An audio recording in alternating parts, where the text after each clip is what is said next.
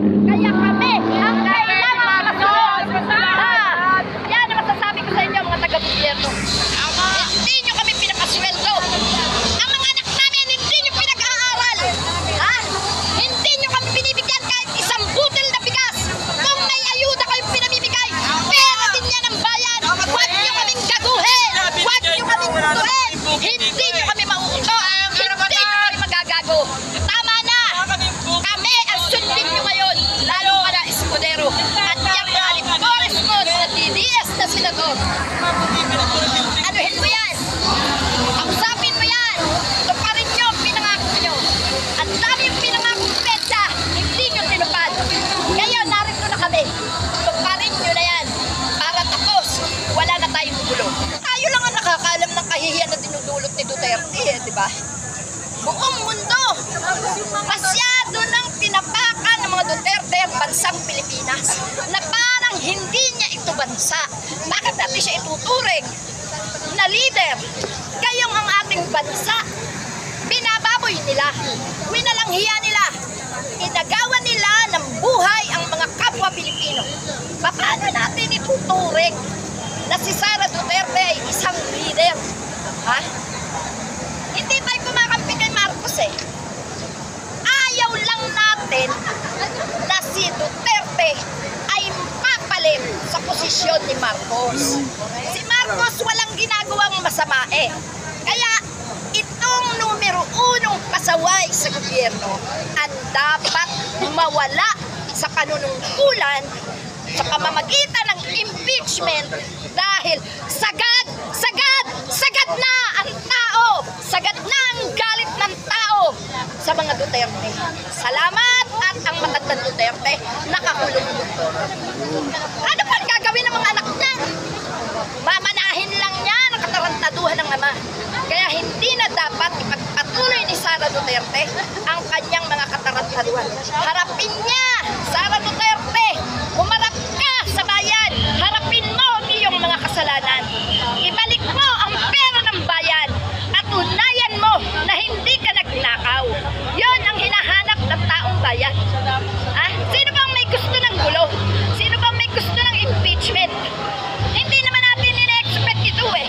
Pero ang isang leader na kagaya ni Duterte, ni Sara Duterte, nakitahan ng katarantaduhan.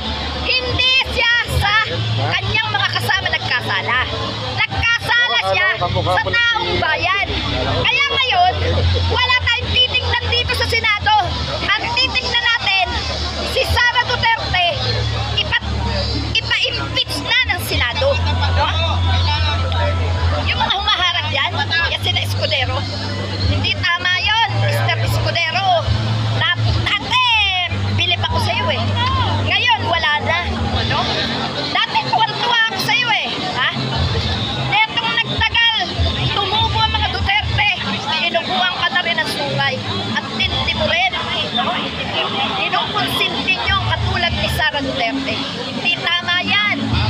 Isang Duterte lang ang gumawa ng katarantaduhan sa bayan. Kami ang bayan.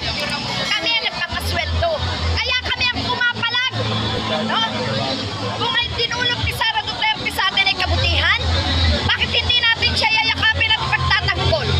Ang sistema mo, katarantaduhan ang ginawa, ang mga supporters niya, mga tarantado pa rin. Diba? Kaya lumaki ang gulo.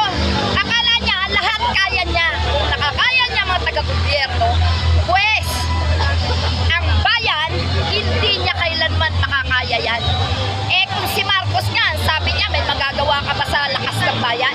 Si Duterte pa kaya may magawa? Nagtatago sa mga ginagamit niyang tao? No way. Kaya hindi tayo papayag na ang mga Duterte ay makamayakpag sa gobyerno sa kanilang ginugustong panahon. Ngayon na, i-impeach na si Sara Duterte. Ngayon na, tuparin ni Escudero ang pangako niya na sa 11 ay uumpisahan na ang paglilitis sa kaso ni Sara Duterte dito bilang impeachment. Kaya kapag hindi nila ibinigayan ang taong bayan, galit na, nakahanda na. Yan ang masasabi Actually po, ang problema kasi niyan, hindi naman ito, yung impeachment ay hindi lang para sa anti-Sara Duterte. Ang hindi naiintindihan mismo ng mga supporter ni Sara Duterte, ito ay para rin sa kanya. Kasi ito yung proseso, nasa konstitusyon yan eh. Forthwith, napakalinaw, kahit pinakabobong abogado, maiintindihan kung ano ibig sabihin ng forthwith immediately. Eh si Chis Escudero, Senate President na abogado pa, hindi pwede na sabihin na kailangan specific ng mga framer yung immediately. Kabubuhan niya yon. Immediately, ibig sabihin, kailangan gawin. Para kanino? Tagko-atko, hearing ng hearing. Magkano binabayad kada hearing? Sobrang laki. So, ang solusyon dyan, may impeachment trial, may articles of impeachment, may kaso laban sa kanya. Tinggil ang Senado, dapat kaagad-agad. Ibig sabihin, dapat nung Mayo pa. Di ba napakalinaw? Hanggang ngayon hindi ginagawa. Bakit mahalaga yun? Para sa accountability. Pera ng bayan yun eh. Hindi naman niya pera yan, pera ng bayan yan. At bakit mahalaga sa mga supporter ni Sara Duterte? Para masabi niya kung may kasalanan siya o wala. Hindi yung hearsay dito, hearsay doon, di ba? Kung wala siyang kasalanan, lalabas yan. Kung may kasalanan siya, lalabas din yan. At hindi naman natin alam kung pagbubutuhan, makakit o hindi. Makakit man o hindi, ang mahalaga dito, nasunod ang ating saligang batas, nagkaroon ng accountability. At hintayin, pag na-acquit, taong bayan pa rin na mag-decide sa mga nag-acquit o hindi sa ganun siya.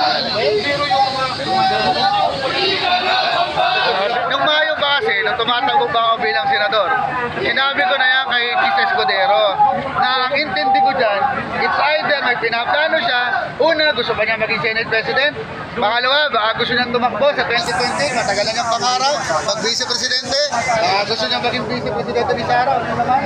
So may political motive yan, hindi naman pwede sabihin wala siyang motibo. May motibo si Escudero, kaya niya ginagawa. Napakalinaw nun. Huwag niyang gagawin yung taong bayan. Sir, malaking chance pa nga kay VP Inday Sara para mapakinggan yung kanyang saloobin, di ba? Para rin sa kanya yun eh. Kasi sabi niya, handa sila, hindi siya nagnakaw. Eh di, ituloy natin ang impeachment. Ganun lang naman kadali yun eh. Ako, kung ako yung Vice Presidente, in-impeach niyo ako, papatunayan ko. Pag napatunayan ko yan, tatakbo ako Presidente sa 2020, palo kayong lahat. Ganun katakbo yun eh. Tama, di ba? Maglaba ako, baga sa puso, maglabasan tayo ng ano dito, ng ayos, ng ano. Eh kung gano'n ka katuwan, at nilalaro mo, ginagawa mong telenovela lahat to, walang mangyayari sa ano natin. Kawawa ang taong bayan, kawawa ang pera, pinagpagura ng bawat mamamayang Pilipino, di ba? Ultimong manggagawa, yan, nagwe-welcome sila dyan, di ba? Pagod na pagod, nababayad ng tax, tapos nilulustay lang na kung sino-sino. So kahit si Sara yan, kahit si Martin Romualdez yan, o kahit si BBM, wala dapat nakakalusot sa pagnanakaw sa pera ng bayan. Sir, maraming salamat, sir. Wala ka naman, sir. Buhay po kayo. Thank you.